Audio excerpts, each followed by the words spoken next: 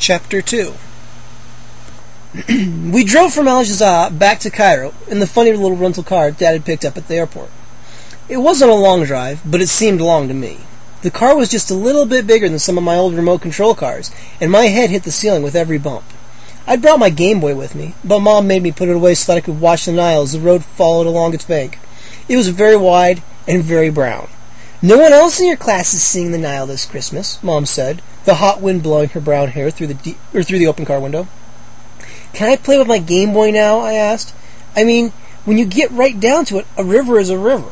An hour or so later, we were back in Cairo with its narrow, crowded streets.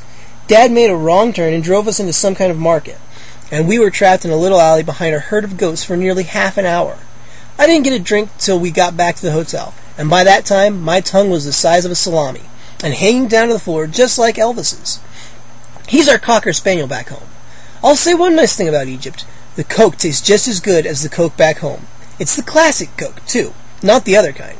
And they give you plenty of ice, which I like to crunch with my teeth. We had a suite at the hotel, 2 bedrooms and a sort of living room. If you looked out the window, you could see a tall glass skyscraper across the street, just like you'd see in any city. There was a TV in the living room, but everyone spoke Arabic on it. The shows didn't look too interesting anyway, mainly a lot of news. The only channel in English was CNN, but that was news too. We had just started to talk about where to go for dinner when the phone rang. Dad went into the bedroom to answer it. A few minutes later, he called Mom in, and I could hear the two of them discussing something. They were talking very quietly, so I figured it had something to do with me, and they didn't want me to hear it. As usual, I was right. They both came out of the bedroom a few minutes later, looking kind of worried. My first thought was my grandmother had called to say that something bad had happened to Elvis back home. "What's wrong?" I asked. "Who called?" "Your dad and I have to go to Alexandria right away," Mom said, sitting down beside me on the couch. "Huh? Alexandria? We weren't supposed to go there until the end of the week." "Business," Dad said. "An important customer wants to meet us first thing tomorrow morning. We have to take a plane that leaves in an hour," Mom said. "But I don't want to," I told them, jumping up from the couch. "I want to stay in Cairo and see Uncle Ben. I want to go to the pyramids with him. You promised!" We argued about it for a short while. They tried to convince me there were a lot of cool things to see in Alexandria, but I held my ground. Finally, Mom had an idea. She went into the bedroom and I heard her making a phone call to someone. A few minutes later, she came back with a smile on her face. "I talked to Uncle Ben," she announced.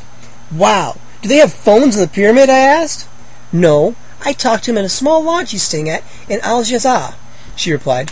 "He said he'd come and take care of you if you want, while your dad and I are in Alexandria." "Yeah?" This was starting to sound outstanding. Uncle Ben is one of the coolest guys I've ever known. Sometimes I couldn't believe he was Mom's brother. "It's your choice, Gabe," she said, glancing at my dad. "You can come with us, or you can stay with Ben till we get back." Some choice. I didn't have to think about it for more than 1/18th of a second. "I'll stay with Uncle Ben," I declared. "One other thing," Mom said, grinning for some reason. "You might want to think about this." "I don't care what it is," I insisted. "I choose Uncle Ben." "Siri is also on Christmas vacation," Mom said, "and she's staying with him too." "Barf!" I cried, and I flung myself down on the couch and began pounding the cushions with both fists. Siri is Uncle Ben's stuck-up daughter, my only cousin. She's the same age as me, 12, and she thinks she's so great. She goes to boarding school in the United States, while her dad works in Egypt. She's real pretty, and she knows it, and she's smart, and the last time I saw her, she was an inch taller than me. That was last Christmas, I guess. She thought she was really hot stuff because she could get to the last level of Super Mario Land. But it wasn't fair because I don't have Super Nintendo, only regular Nintendo, so I never get to practice. I think that's what she liked about me best, that she could beat me at games and things. Siri is the most competitive person I know. She has to be first and best at everything. If everyone around is catching the flu, she has to be the first one to catch it.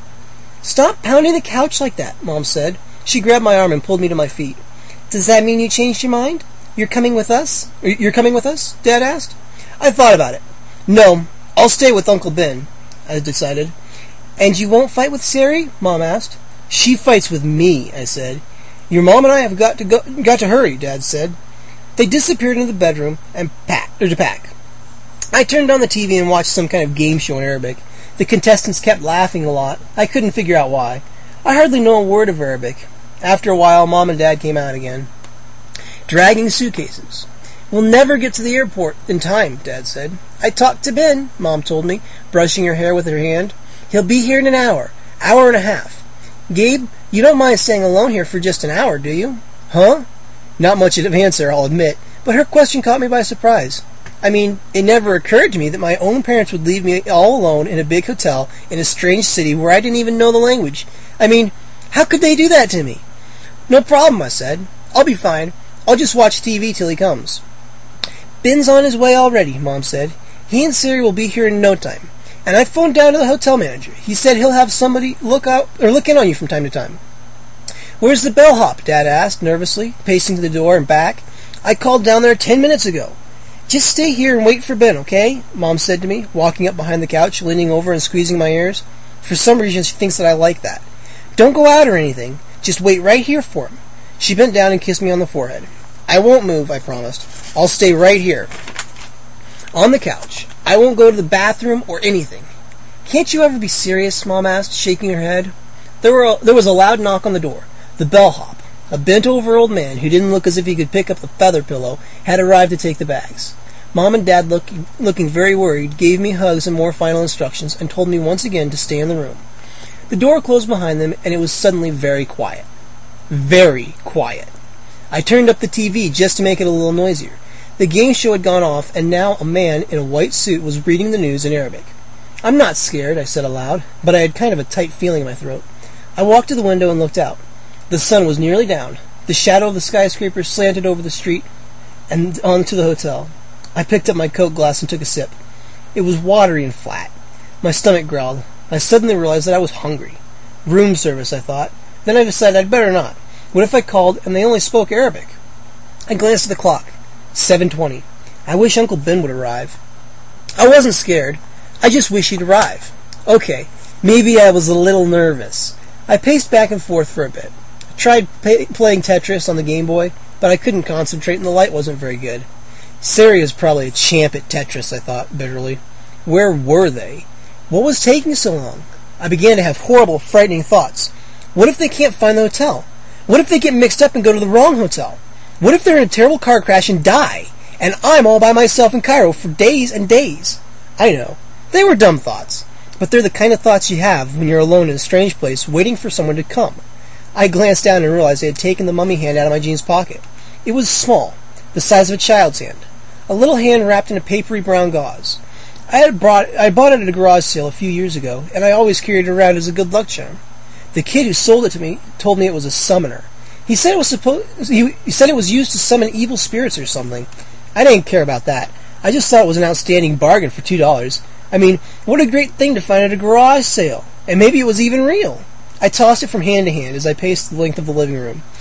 TV was starting to make me nervous, so I clicked it off. But now the quiet was making me nervous. I slapped the mummy hand against my palm and kept pacing. Where were they? They should have been here by now. I was beginning to think that I'd made the wrong choice. Maybe I should have gone to Alexandria with Mom and Dad. Then I heard a noise at the door. Footsteps. Was it them? I stopped in the middle of the living room and listened, staring past the narrow front hall to the door. The light was dim in the hallway, but I saw the doorknob turn. That's strange, I thought. Uncle Ben would knock first, wouldn't he? The doorknob turned. The door started to creak, open. Hey! I called out, but the word choked in my throat. Uncle Ben would knock. He wouldn't just barge in. Slowly, the door squeaked open. As I stared, frozen in the middle of the room, unable to call out. Standing in the doorway was a tall, shadowy figure. I gasped as a figure lurched into the room. And I saw it clearly. Even in the dim light I could see what it was. A mummy, glaring at me with round, dark eyes through holes in its ancient, thick bandages. A mummy! Pushing itself off the wall and staggering stiffly toward me, into the living room, its arms outstretched as if to grab me. I opened my mouth to scream, but no sound came out.